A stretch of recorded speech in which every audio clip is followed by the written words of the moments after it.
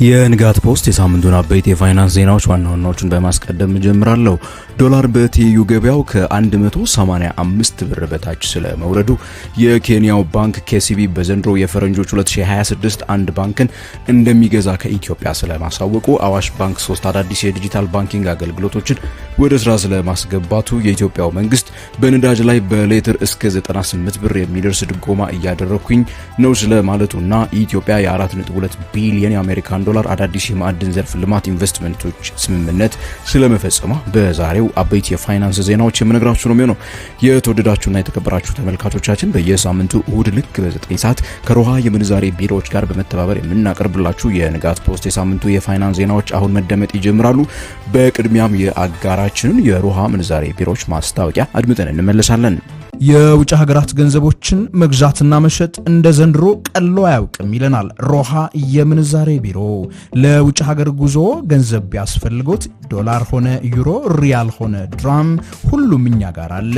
ወደ ኢትዮጵያ በመጡበት መሸጥ ቢያስፈልጎት ይሄው አዋጭ ዋጋ ከመልካም መስተንግዶ ክብሮት ተጠብቆ በሮሃ የምንዛሬ ቢሮዎች ይጠብቆታል። ሮሃ የምንዛሬ ቢሮ በአዲስ አበባ ሳር ቤት በአዳምስ ፓቪሊየን ግራውንድ ፍሎር ላይ፣ በካዛንቺስ ማህቡባ አፓርትመንት ቢልዲንግ ግራውንድ ፍሎር፣ እንደዚሁም በድሬዳዋ ከተማ በብሎሰም ሆቴል ግቢ ውስጥ እናንተን ደንበኞቹን ለማስተናገድ ይጠብቆታል። ሮሃ የምንዛሬ ቢሮ ታማኝ ኢትዮጵያዊ የምንዛሬ አጋሮ። በመጀመሪያም በዚህ ባሳለፍነው ሳምንት ለተቅዳሜ በሁሉም የሮሃ ምንዛሬ ቢሮዎች የውጭ ሀገራት ገንዘቦች ሲገበያዩ የዋሉበትን ዋጋ በመናገር ጀምራለሁ። አንዱ የአሜሪካን ዶላር በ175 ብር ከ55 ሳንቲም እየተገዛ በ179 ብር ከ06 ሳንቲም ሲሸጥ፣ የእንግሊዝ ሀገሩ ፓውንድ በ230 ብር ከ60 ሳንቲም እየተገዛ በ235 ብር ከ21 ሳንቲም ይሸጣል። ዩሮ በ200 ብር ከ60 ሳንቲም እየተገዛ በ204 ብር ከ61 ሳንቲም ሲሸጥ፣ የዩናይትድ አረብ ኤሚሬቶቹ ድርሃም በ47 ብር ከ40 ሳንቲም እየተገዛ በ48 ብር ከ34 ሳንቲም ይሸጣል። ታዲያ የውጭ ሀገር ምንዛሬዎችን መግዛት የምትፈልጉ ከሆነ ጊዜው አሁን ነው ይሏችኋል የሮሃ ምንዛሬ ቢሮ። ዋጋዎች እንደዚህ በቀነሱበት ወቅት ቀድማችሁ ፈጥናችሁ ወደ ምንዛሬ ቢሮዎቻችን ጎራ በሉ። በብሔራዊ ባንክ የተፈቀደላችሁን መጠን የውጭ ሀገር ምንዛሬ ከኛ ዘንድ በቀላሉ ማግኘት ትችላላችሁ። ዲስክሪፕሽን ላይ አድራሻዎቻቸውን አስቀምጬላችኋለሁ። በዚህ ወደ ዝርዝር ዜናዎቹ የምገባ ነው የሚሆነው። በዘንድሮ የ2018 ዓመተ ምህረት 195 ብር አካባቢ ደርሶ የነበረው የ1 ዶላር ዋጋ በትይዩ ገበያ ወይም በተለምዶ ጥቁር ገበያ እያልን በምንጠራው በአንድ ወር ውስጥ በከፍተኛ ሁኔታ ማሽቆልቆልን አሳይቷል። ብር ባለፉት ሳምንታት የመግዛት አቅሙ በከፍተኛ ሁኔታ እየተሻሻለ የመጣ ሲሆን ለመጀመሪያ ጊዜ የ1 ዶላር ዋጋ በ185 ብር በታች ሲሸጥ ታይቷል። ለአብነትም በመጋቢት 5 2018 ለተቅዳሜ የ1 ዶላር ዋጋ ከ183 ብር ከ64 ሳንቲም እስከ 186 ብር ከ06 ሳንቲም ሲሸጥ የዋለ ሲሆን በትይዩ ገበያው የዶላር ዋጋ በሚያሻቅብበት የሳምንቱ የእረፍት ቀናት ይህ ቅናሽ መታየቱ ጉዳዩን አስገራሚ አድርጎታል። ለዚህ ከፍተኛ የዶላር ዋጋ እየወደቀ መሄድ ተንታኞች የተለያዩ ምክንያቶችን የሚያስቀምጡ ሲሆን በዋናነት ግን ብሔራዊ ባንክ እያከናወናቸው ያሉት ቋሚ የምንዛሬ አቅርቦት ጨረታዎች ብዙ አስመጪዎችን ወደ ኖርማል የባንክ ስርዓት እየመለሰ መሆኑን ይነገራል።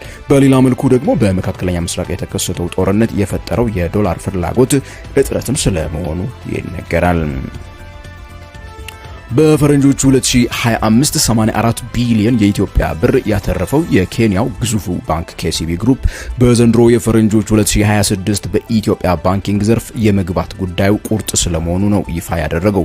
የግሩፑ ፋይናንስ ዳይሬክተር ከአንድ የኬንያ ቴሌቪዥን ጣቢያ ጋር በነበራቸው ቃለ መጠይቅ ወቅት እንደተናገሩት ከሆነ በኢትዮጵያ ብሔራዊ ባንክ የተቀመጠው የ49 በመቶ የባለቤትነት ድርሻ ገደብ እንደሚያሳስባቸው እስካሁንም የገለጡ ቢሆንም 100 በመቶ ወይንም በበላይነት አንድን ባንክ የመያዝ ፍላጎት ግን እንዳላቸው አልሸሸጉም።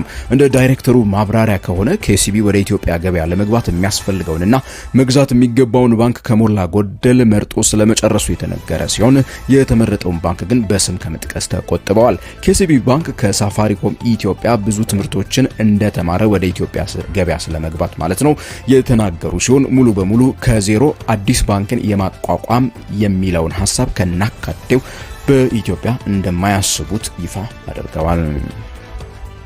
ግዙፉ የኢትዮጵያ የግል ባንክ ተቋም የሆነው አዋሽ ባንክ 3 አዳዲስ የዲጂታል ባንኪንግ አገልግሎቶችን በዚህ ባሳለፍነው ሳምንት ነበረ ወደ ስራ ያስገባው።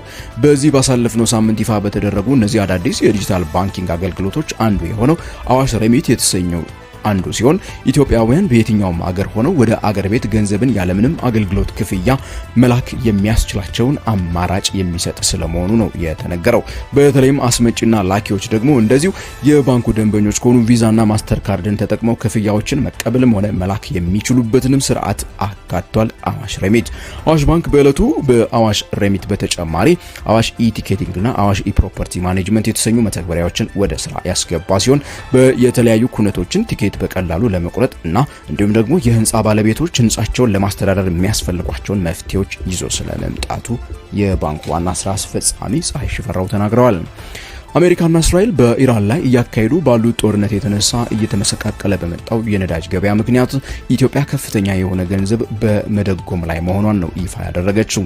የገንዘብ ሚኒስትሩ አህመድ ሺዴ ከሰሞኑ ይፋ እንዳደረጉት በጦርነቱ ምክንያት የሆርሙዝ ሰርጥ በመዘጋቱ በዓለም ገበያ የታየውን ከፍተኛ የዋጋ ንረት ለመቋቋም መንግስት የድጎማ መጠኑን ከፍ ስለማድረጉ ነው የተናገሩት። ምንም እንኳን ኢትዮጵያ ከአይኤምኤፍ ጋር ባደረገችው ስምምነት መሰረት በዚህ በያዝነው የማርች ወር ምንም አይነት ድጎማ እንደማይደረግ የተጠበቀ ቢሆንም በነጭ ናፍጣ ላይ በሌትር 98 ብር ድጎማ፣ በቤንዚን ላይ እንዲሁ በሌትር 73 ብር ከ56 ሳንቲም ድጎማ በገበያ እየቀረበ ስለመሆኑ ነው ይፋ የተደረገው።